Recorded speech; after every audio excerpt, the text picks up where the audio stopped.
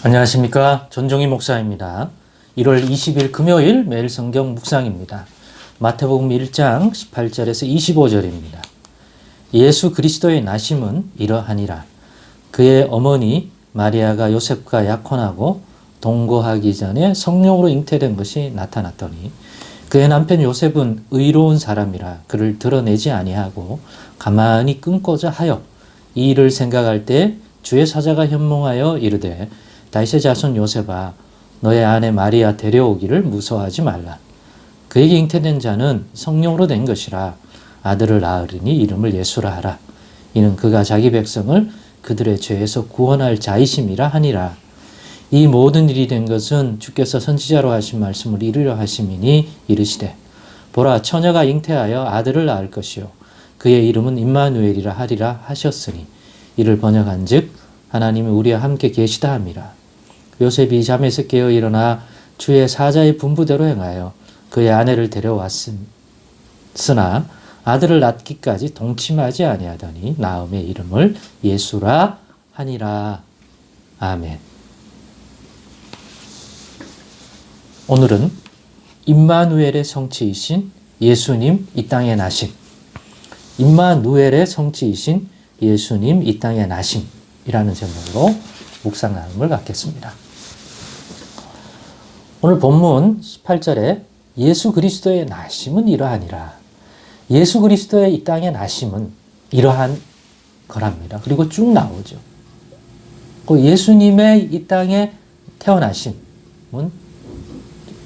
더 정확한 제가 좋아하는 표현은 예수님이 우리 가운데 오심의 방식이 본문에서 소개하고 있는 동정녀 마리아에게 아직 남자를 알지 못하는 처녀에게 성령으로 잉태되어 모든 이 땅에 있는 육체를 따라 몸을 갖고 나오는 사람이 모태에서 잉태되어 출생을 하듯이 예수님도 그와 같은 출생의 방식, 우리와 같은 그러한 존재로, 그러한 몸을 가진 사람으로 우리 가운데 오시는 방식, 오시려고 했기 때문에 그렇게 태어나신 거죠.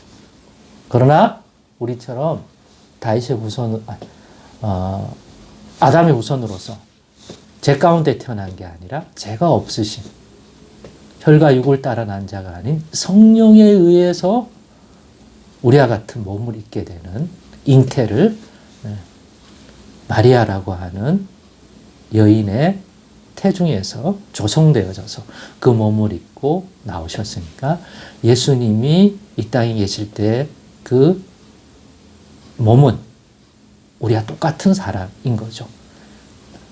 육체로 봤을 때. 그러나 영으로 봤을 때 예수님은 성결의 영인 것이죠.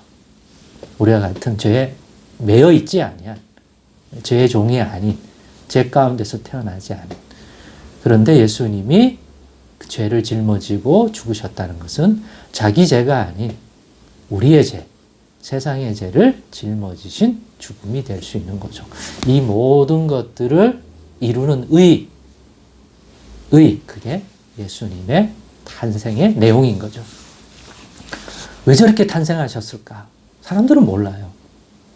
그러나 하나님의 의를 이루기 위해서는 이렇게 함이 합당한 거죠.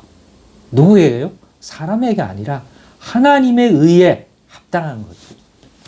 사람들은 충분히 깨달을 수 있는 그러한 지혜, 그런 것이 부족하지만 우리도 믿음 안에서 이 출생에 관한 비밀을 알아가면 알아갈수록 정말 놀라게 됩니다. 반드시 예수님이 우리의 구속의 주가 되려면 우리와 같은 몸을 입고 오셔서 우리의 제물이 되어주시고 그러면서도 우리를 죄에서 건지시는 그러한 분이요. 그의 죽음이 우리의 죄를 속하는 죽음이 되려면 그런 존재로 오시려면 예수님이 나심과 같은 그런 나심이 아니면 불가능한 거죠. 그러니까 이 신비고 놀랍습니다. 사람들은 에이 어떻게 그렇게 태어날 수 있어? 하지만 그렇게 태어나야 합니다. 하나님만이 하실 수 있습니다. 그러니까 오늘 본문에도 사람들 상식선에서는 받아들이기 어렵잖아요. 누구보다도 마리아와 정혼한 사이인, 결혼하기로 약속된 사이인 요셉의 입장에서는 아니 자기랑 동침도 한 적이 없는 마리아인데 아이를 임신했다고 하니 그걸 어떻게 받아들일 수가 있습니까? 그러나 요셉은 의로운 사람이니까 그거를 막 들춰서 막 마리아를 정죄해서 이렇게 하고 싶지는 않았기 때문에 조용히 이 문제를 해결하려고 마리아의 관계를 끊으려고 했습니다만 그때 왜요? 이 상황 속에 어떤 사람도 이걸 이어갈 수는 없잖아요. 상식적으로. 그러니까 성령을 통해서 천사들을 동원해서 하나님이 개입하시는 거죠. 다시 말하면 요셉으로 이 일에 관한 것들이 어떤 이유와 연유인지를 알게 해주는. 그렇기 때문에 요셉이 마리아를 데려올 수 있었고 아이를 낳을 때까지 동침하지 않았고 아이를 낳았을 때 그 이름을 예수라 할 수 있었던 거죠. 스스로가 아니라 하나님이 요셉으로 하여금 받아들일 수 있게끔 놀라운 하나님의 직접적인 손길을 그와 같이 하심으로써, 그러니까 하나님이 하시지 아니하면 인간의 생각과 의식, 관계성 속에서는 이게 이루어질 수 없는 일이죠. 그러니까 하나님이 꼭 필요하시다면 하나님의 의를 이루기 위해서 지금도 다양한 방식으로 우리 가운데 역사하시는 살아계신 하나님인 것입니다. 저는 그렇게 믿습니다. 그렇게 해서 오늘 본문에 예수님이 이 땅에서 예수라고 하는 이름을 가지고 태어나신 배경, 이면의 배경을 소개하고 있습니다. 그러면서 왜 예수라고 했느냐 이름을 했더니 본문 22절로부터 나오는 내용 보니까 그 이름을 임마누엘이라고 하라고 명령한 거예요. 이를 번역한 즉 하나님이 우리와 함께 계시다 함이라 했죠. 이 말은 선지자들이 예언한 말이에요. 그러면 예수님을 임마누엘이라 짓지 왜 예수라 지었냐? 그것은 본문 위에 있는 본문 내용처럼 성령으로 잉태된 것이라고 알려주면서 외간 남자를 만나서 가늠한 게 아니라 그리고 그렇기 때문에 그 이름을 낳으면 예수라고 지으라고 명령이 있기 때문이에요. 왜 그 이름을 그렇게 지었냐? 그것은 그가 자기 백성을 그들의 죄에서 구원할 자이심이기 때문에. 그러면서 이 모든 일이 된 것은 이러한 예언의 말씀을 성취하기 위함이라는 거라고 마태는 성령의 감동을 받아 설명해 주잖아요. 그러니까 처녀가 잉타의 아들을 낳으니 그 이름을 임마누엘이라 하라 하잖아요. 임마누엘이라고 하는 뜻이 하나님 우리와 함께 계시다는 거죠. 그런데 예수라 했고 그들의 죄에서 구원할 자이십니다. 이게 하나인 거죠. 왜? 하나님이 자기 백성을 자신들의 죄에서 구원할 자로 보내시는 분이 하나님께로 난 자예요. 그러니까 예수님은 임마누엘의 성취이신 거예요. 예수님을 통해서 하나님이 우리와 함께 하셔서 예수님을 통해서 자기 백성을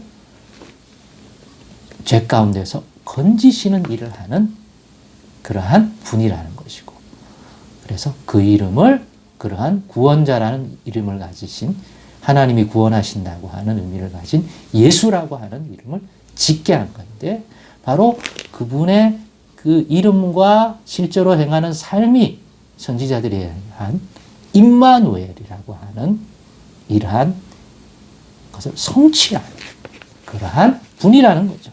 그래서 임마누엘의 성취, 선지자들이 얘기했던 임마누엘이라고 하는 구원자의 성취가 예수님의 이 땅에 나심이다 라고 제가 제목을 단 것입니다. 예수님을 통해서 무엇이 성취돼요? 하나님 우리와 함께 하심으로써 그와 같은 방식으로 우리를 돌아보시고 죄에 매인 백성을 구원하시는 그러한 구원의 행위를 성취하시는 인물인 임마누엘로 오시는 하나님 우리와 함께 하셔서 그 구원을 우리 가운데 이루시는 이 일을 이루시는 분이 예수라고 하는 것이죠.